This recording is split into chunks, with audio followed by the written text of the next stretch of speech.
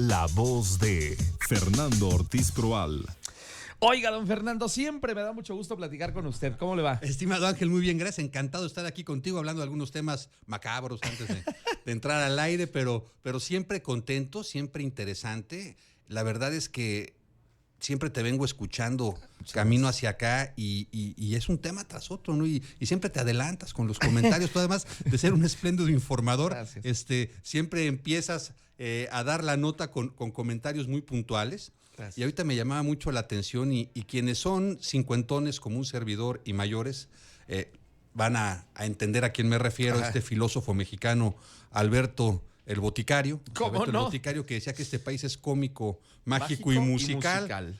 Y dabas la nota de este ataque en el cementerio allá en Sinaloa, en Culiacán de la familia del licenciado de Dámaso López. Dámaso? Sí. Y de veras que me acordé de aquel chiste que hacían de cayó un avión en el cementerio, varios muertos resultaron heridos. Sí. De veras, es increíble que la violencia en México dé y alcance hasta quienes ya no están, ¿no? Uh-huh. O sea, aquí son sujetos de violencia hasta los muertos. El caso de estas dos personas que ya habían fallecido y que estaban en este mausoleo y que evidentemente sus cuerpos fueron vandalizados. Decía yo hace rato y lo reitero, puede parecer insignificante este detalle, pero me parece que exhibe justamente el hecho de decir ha terminado un reinado, ha terminado una época para ciertos personajes que estaban cercanos al Mayo, y es un mensaje, claro, claramente. Y uno desconoce esa clase de mensajes en el mundo del crimen organizado, pero alguna significación muy particular debe de tener. No hubo un primer ataque, entiendo yo, hace unos días. Sí. Y obviamente las autoridades se hacen a un lado porque ahora regresan con maquinaria pesada y todo y le vuelven a dar, ¿no? Entonces, bueno, pues mira, dejarlo ahí en el anecdotario nacional, que en este país ni los muertos descansan tranquilos. Y que tiene que ver justamente, por eso lo juntaba con el hecho de que van a llegar también, o llegaron ya todos estos elementos de la Guardia Nacional, aunado también a la recomendación que hizo el presidente hace un par de días, que les dijo, pues muchachos, no van a estar muy violentos, ¿no? Como si atendieran este tipo de recomendaciones los grupos criminales, y más cuando empiezan a reorganizarse. Claro, no pateemos el avispero, ¿no? Pero va a ser interesante ver cómo se reestructuran esos grupos que llevan pues tantos años operando en nuestro país y que sería absurdo no tratar de inteligir, Ángel, las implicaciones económicas y de balanza comercial incluso que puede tener esto, ¿no? Pero bueno, otro tema, ¿no? Aquí local, el tema del público y notorio enfrentamiento entre la Fiscalía General del Estado y la Secretaría de Seguridad Ciudadana. Uh-huh. Y como dicen por ahí, no vamos a platicar la trama sin drama, o sea, no entraremos a juicios de valor, simplemente fue público y notorio que se confrontaron la Fiscalía con la Secretaría de Seguridad Ciudadana. El gobernador estaba fuera de Querétaro, incluso fuera del país, resolvió desde allá. O sea, se ve que bueno, pues el bastón de mando lo tiene el gobernador Curi, resolvió desde allá. El fiscal presenta su renuncia. El tema jurídico sigue porque me parece que el día de ayer daban la nota de que continúan ahí los trámites de las carpetas o de la carpeta de investigación contra los funcionarios o exfuncionarios, no sabría cómo calificarlos, de la Secretaría de Seguridad Ciudadana. Y ahora el tema es el nombramiento del nuevo fiscal, ¿no? Y estamos, Ángel, ante dos situaciones que me parece son tristemente recurrentes en este país. Uh-huh. La primera es que la política está por encima del derecho. O sea, este nombramiento y sobre todo el timing de este nombramiento, si se hace ahora, si se esperan unos meses, tiene que ver con cuestiones meramente políticas. ¿Quién propone el gobernador? Nombra el Congreso local. ¿Qué situación hay? Que hoy el Congreso local, el PAN tiene casi mayoría calificada. En unos meses en el Congreso local, Morena va a tener casi mayoría calificada. Entonces, si se deja ahora, si se deja después, lleva mano, por llamarle de alguna manera, en la negociación, quien tiene esa casi mayoría. Entonces, están en ese punto, ¿no? Si revisamos la Constitución del Estado, por ahí dice que ante la falta del fiscal habrá que estarse a lo que prevean las leyes. Uh-huh. Y ahí entramos al segundo gran conflicto que tenemos en este país, que son las reformas legales en obra gris. Okay. No las terminamos, Ángel. Es como dejar la casa en obra gris. Hacemos reformas constitucionales y por las prisas, por la necesidad de buscar consensos, por la complejidad de legislar de manera adecuada y no al vapor, es muy fácil poner en las propias normas superiores como las constitucionales, en este caso el Estado de Querétaro, pues aquello se resolverá según las leyes y nunca se emiten esas leyes, ¿no? Entonces hoy dicen por ahí los de un lado, pues sí, es que la ley a la que remite la Constitución no dice que pueda haber interino. Dicen los del otro lado, pues sí, pero tampoco dice que no pueda haberlo.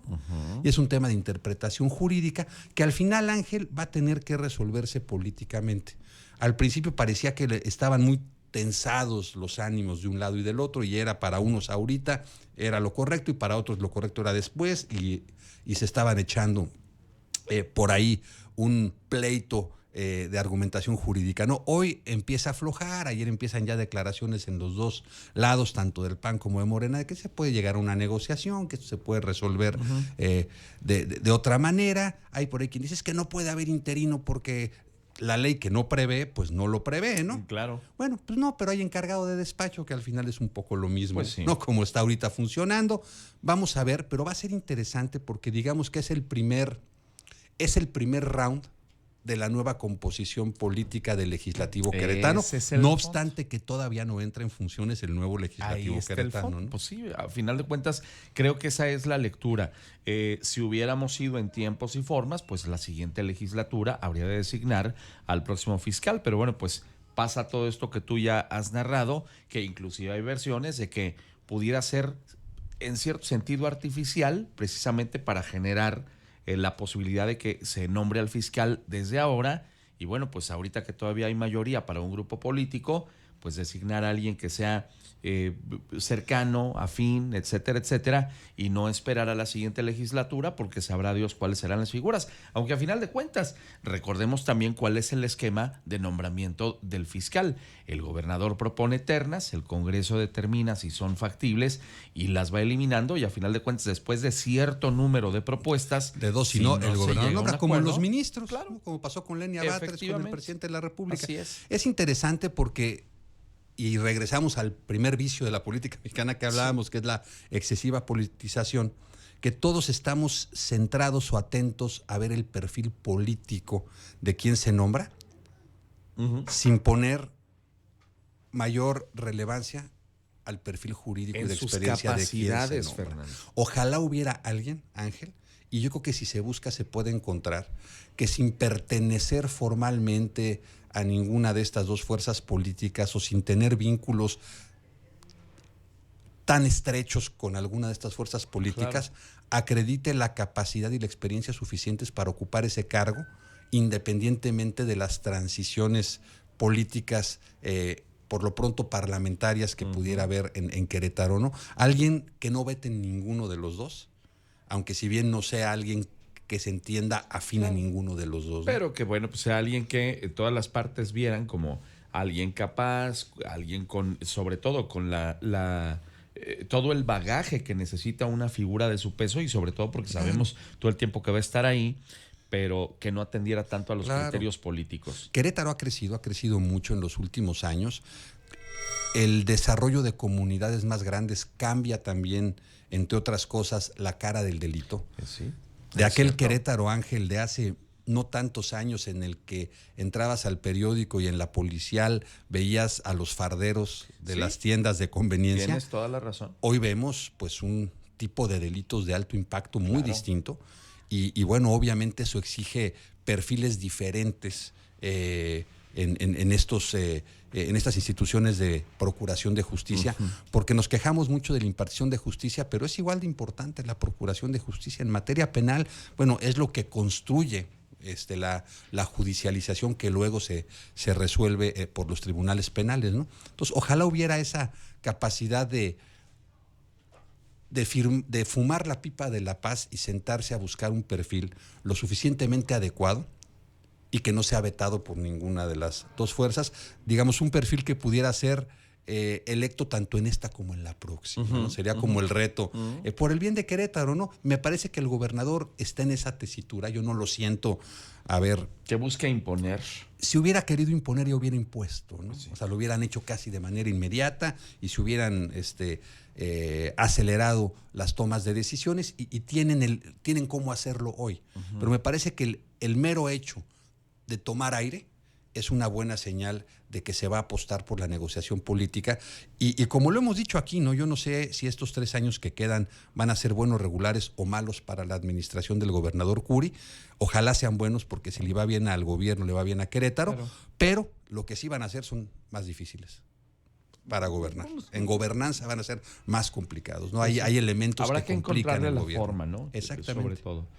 Pues que sea lo que viene, sean 3 años en los que se busque en todas las fuerzas políticas, como creo que mayoritariamente ha sido estos años, pues un tema de consensos y no de reyertas y de peleas, porque si de algo estamos cansados los ciudadanos es de broncas políticas entre partidos, que ya lo hemos visto mucho, ¿no? Exacto, los problemas siempre van a existir, ¿no? En las sociedades la problemática es permanente. Lo ha dicho el propio gobernador, pues me eligieron para resolver problemas, ¿no? Si no hay problemas, a veces no hay problemas porque tampoco hay gobierno, ¿no? Entonces, sí. Bueno, entonces hay que resolver los problemas y ese es el punto fino, ¿no? Un estadista es el ser capaz de resolver la problemática cotidiana en beneficio de la mayoría de la gente. Bueno, pues hagamos votos porque eso suceda. Por lo pronto, Fernando, siempre es un gusto recibir. Estimado Ángel, el placer es mío y bueno, pues ojalá a los mexicanos les vaya muy bien en las Olimpiadas. Vimos lo del triatlón ayer, se quejaron de las aguas del Sena, sí. No han hecho aquí el de San Gil, pero bueno, ya Imagínate nada más, ¿no? Y aparte, pues los hubieran tenido que entrenar aquí, no les pasaba nada ya, hombre. Cállate los ojos, qué barbaridad. A ver con qué regresan los atletas que se fueron a meter ahí al Sena, que ya ves que antes de que empezaran los Olímpicos, y ya lo platiqué aquí, metieron a la alcaldesa Anne Hidalgo a que se metiera a bañar ahí para que comprobara que efectivamente ya estaba... Que no se descarapelaba. Todos, pero... Híjole, me da miedo pensar lo que puedan encontrar ahí. Muy qué bien, barbaridad. Ángel. Fernando, siempre un gusto recibirte. El placer estar aquí contigo. Vamos ahora con Sole a las calles de la ciudad.